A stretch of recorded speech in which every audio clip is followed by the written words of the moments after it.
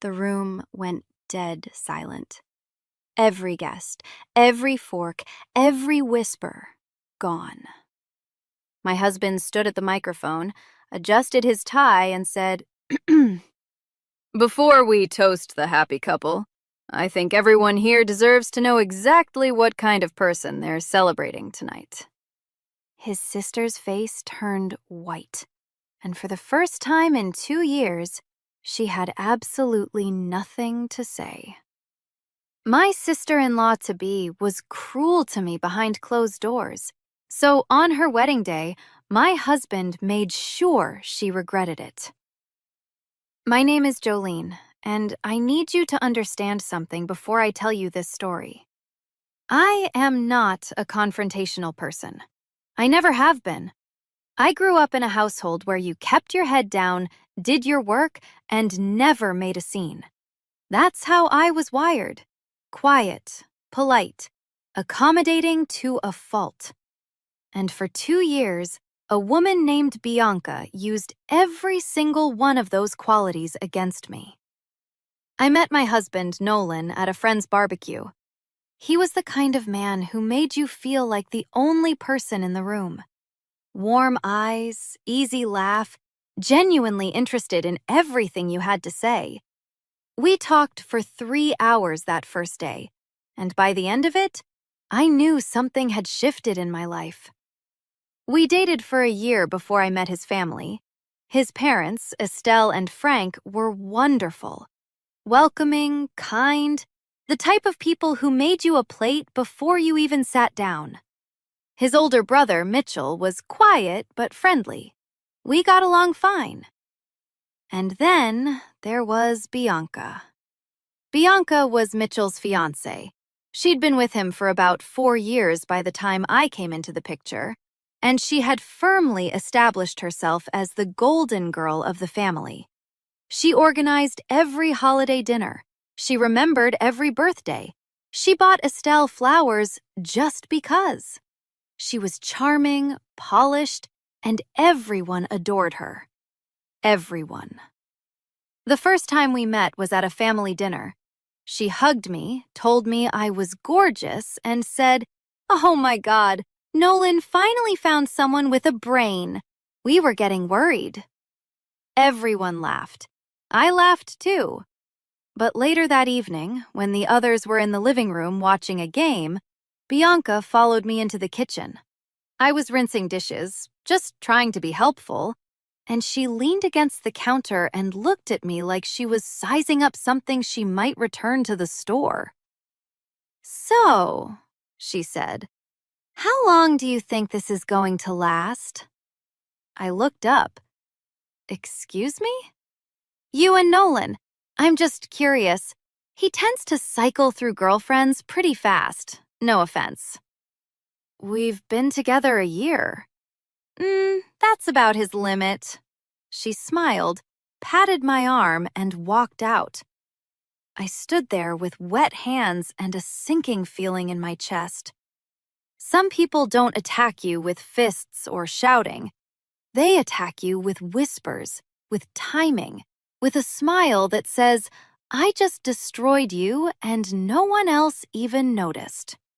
And the cruelest part is, they're counting on your silence to keep their secret safe. I told myself I'd misread it. Maybe she was joking. Maybe that was just her sense of humor.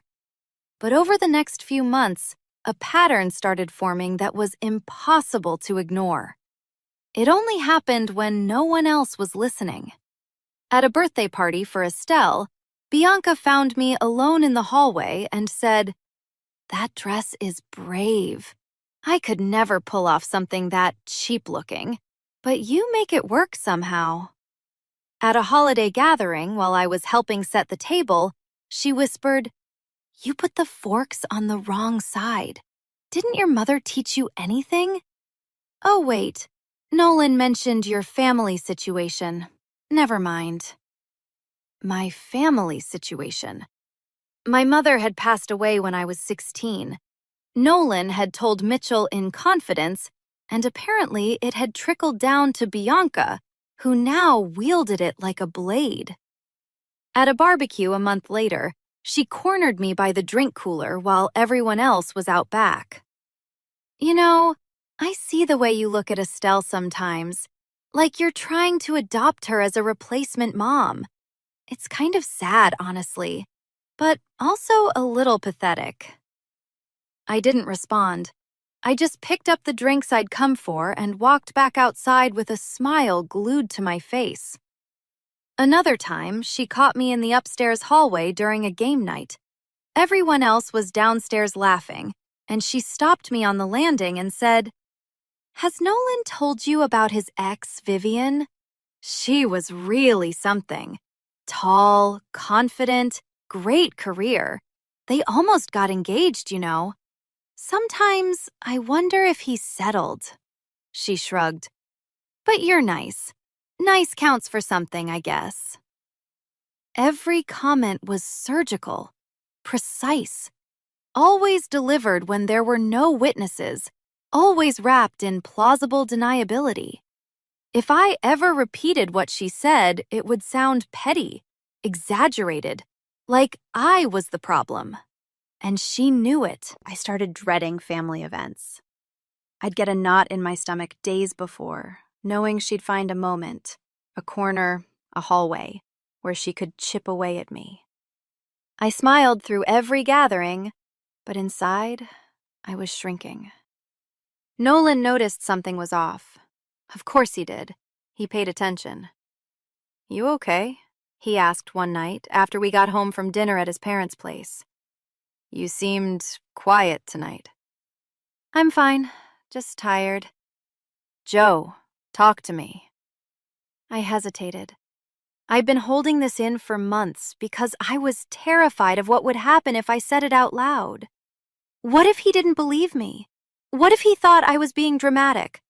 What if it caused a rift in his family and he resented me for it? But that night, something cracked. Maybe it was the comment Bianca had made earlier. She'd caught me in the bathroom and said, "You know Estelle thinks you're too plain for Nolan, right? She just doesn't say it because she feels sorry for you." It wasn't true. I knew it probably wasn't true. But the fact that she said it, so casually, so confidently, made my hands shake. So I told Nolan everything. Every comment, every whisper, every perfectly timed cruelty delivered with a smile. I told him about the forks and my mother, about Vivian, about the replacement mom comment, about every single hallway, bathroom, and kitchen corner where she'd found me alone and carved another notch into my confidence. My voice broke twice. My hands were shaking in my lap. I kept expecting him to interrupt, to say, "Are you sure?"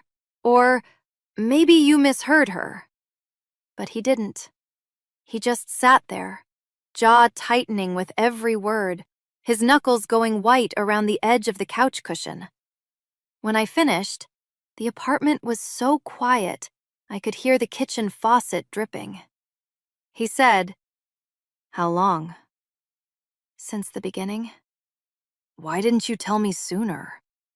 "Because I was scared you wouldn't believe me. Because she's so good at this, Nolan. In front of everyone, she's perfect. She's the one who brings flowers. She's the one who remembers birthdays. Who would believe me over her?" He reached across the couch and took both of my hands. "I believe you. Every word. And I'm sorry. I'm so sorry. You carried this alone." The moment someone truly believes you, not questions you, not minimizes you, not asks what you did to provoke it, is the moment you realize how heavy the silence was. You don't even know you've been drowning until someone finally pulls you above the surface. Nolan didn't blow up. He didn't confront Bianca that night. He said, "Let me handle this my way. Trust me." I did trust him, but I also didn't know what he meant, and honestly, part of me was nervous. I didn't want a family war. I just wanted it to stop. Weeks went by. Mitchell and Bianca's wedding was approaching fast. It was the event the entire family had been revolving around for months. Bianca was in full bride mode, and if anything, her behavior toward me got worse. She seemed to sense that her window of dominance was closing, so she doubled down. At the dress fitting for the wedding party, Bianca had reluctantly included me as a bridesmaid at Mitchell's insistence. She pulled me aside and said, "Try not to stand out too much in the photos. This is my day. The last thing I need is someone drawing attention for the wrong reasons." At the rehearsal dinner, she accidentally seated me at the farthest table from the family, next to people I'd never met. When I mentioned it to her, she said, "Oh no, that was intentional. I thought you'd be more comfortable away from the spotlight. You're so shy." She said it loud enough for 2 other bridesmaids to hear. They laughed awkwardly. I sat down and said nothing. During the rehearsal itself, she positioned me at the very end of the bridesmaid line, the spot partially hidden behind a column. "It's just logistics," she said when I looked confused. "We need taller girls toward the center for symmetry." I'm 5'7". The bridesmaid next to me was 5'4". I swallowed it. All of it.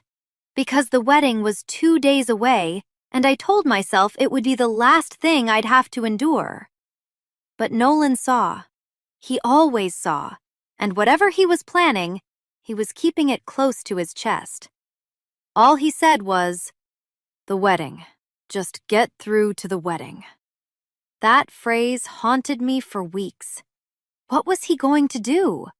I asked him 3 times. Each time, he just kissed my forehead and said, "Trust me." The wedding day arrived. It was everything Bianca had dreamed of. Elaborate, pristine, every detail manicured to perfection. She looked stunning, I'll give her that. The ceremony was beautiful. Mitchell cried, Estelle cried. Even Frank, who never showed emotion, wiped his eyes.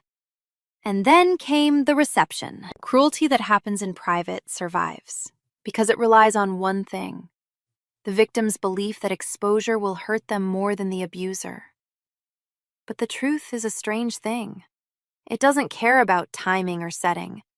And when it finally comes out, it doesn't whisper. It roars. Dinner was served. Speeches began. Mitchell's best man gave a funny, heartfelt toast. Estelle spoke about her sons and what family meant to her. Then it was Nolan's turn. He'd been asked to give a short toast as the groom's brother. Bianca had approved his name on the program. She probably assumed he'd say something generic and forgettable. She assumed wrong. Nolan stood up, straightened his jacket, and took the microphone. He smiled at the room, thanked everyone for being there, and then said, "I want to talk about what family means. Real family. Not the kind that performs for an audience, but the kind that shows up when nobody's watching." The room nodded. People smiled. Bianca smiled too, sipping her champagne. "When I met Jolene," he continued, "I knew she was the one. Not because she was perfect, but because she was kind. Genuinely, deeply kind. The kind of kind that doesn't need an audience." He paused. "But over the past 2 years, I've watched that kindness be tested. I've watched someone in this family, someone sitting at this very head table, take advantage of my wife's gentleness. Deliberately, repeatedly, behind closed doors." The room shifted. Murmurs rippled through the tables. Bianca's smile froze. "I've heard every comment, every whisper, every cruel word disguised as a joke. Comments about her appearance, about her family, about her worth. All said in private, where no one could hear. All designed to make her feel like she didn't belong." Bianca set down her glass. Her eyes locked onto Nolan with a look I'd never seen before. Pure, undiluted panic. "I'm not going to name names," Nolan said. "I don't need to. The person who did this knows exactly who they are. And so does everyone at this table who's ever wondered why Jolene seemed so quiet at family dinners. She wasn't shy. She was surviving." He turned and looked directly at Bianca. The entire room followed his gaze. There was nowhere to hide. "I stood up here tonight because my wife spent 2 years protecting this family from an ugly truth. She swallowed every insult to keep the peace. She cried in private so no one else would be uncomfortable. And I refuse, I absolutely refuse, to let that go unacknowledged." He raised his glass. "To Jolene, the strongest person I know. And to this family. May we all be brave enough to love people the same way in private as we do in public." The room was dead silent for 3 full seconds. Then Estelle stood up and started clapping. Frank followed. Then the rest of the table. Then half the room. Bianca sat frozen. Mitchell leaned over and whispered something to her. I couldn't hear it, but I saw her face crumble. Not with sadness. With the realization that the mask she'd worn for years had just been ripped off in front of every person she'd ever tried to impress. She didn't make a scene. She couldn't.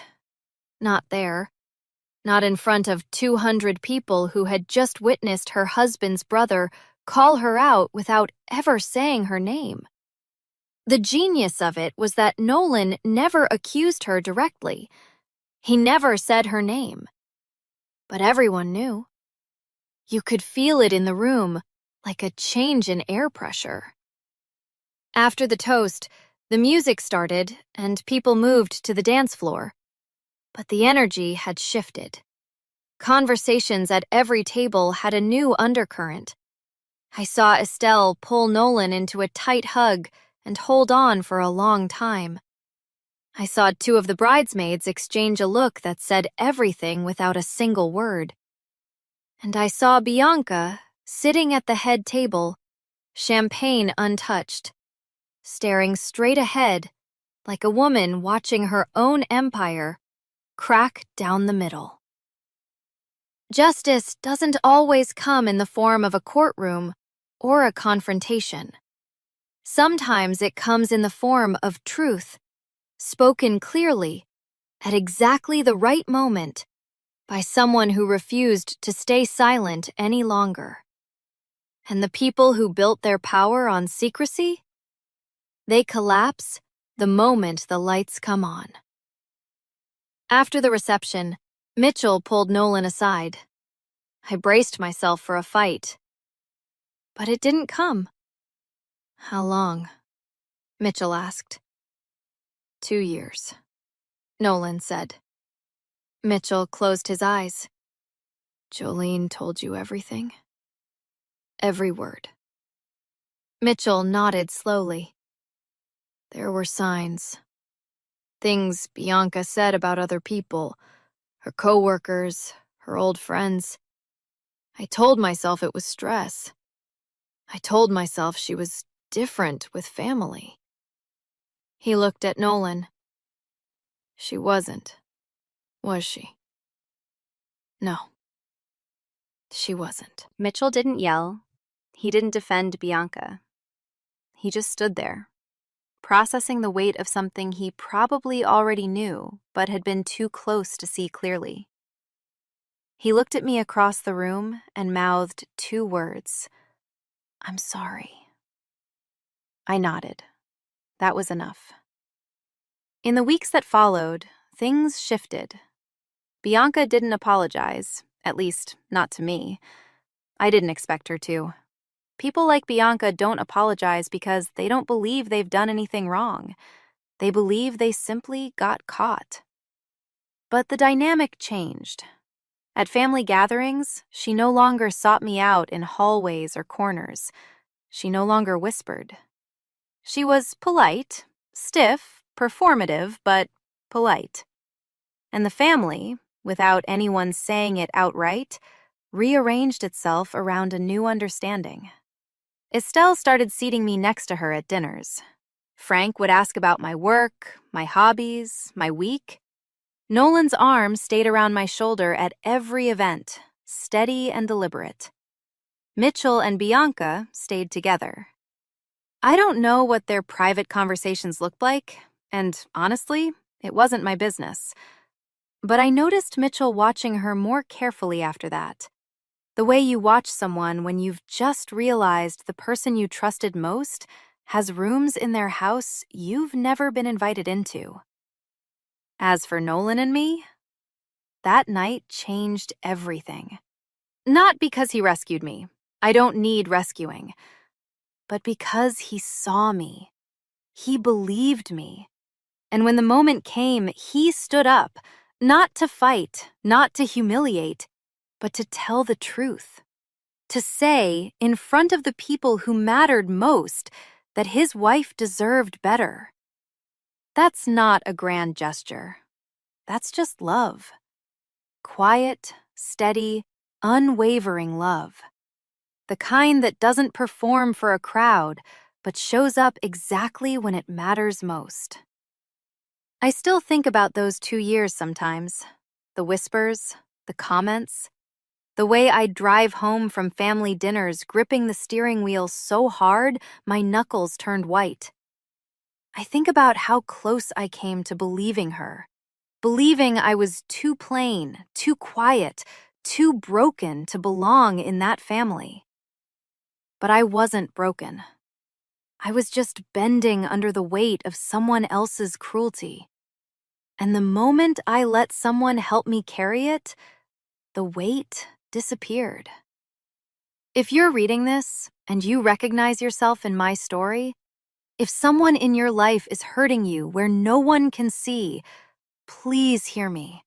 You are not imagining it. You are not overreacting. And you do not have to carry it alone. Have you ever had someone treat you completely differently behind closed doors than they did in front of others? I want to hear your story. Drop it in the comments below. And if this one hit you in the chest, smash that like button and subscribe so you don't miss the next one. I'll see you there.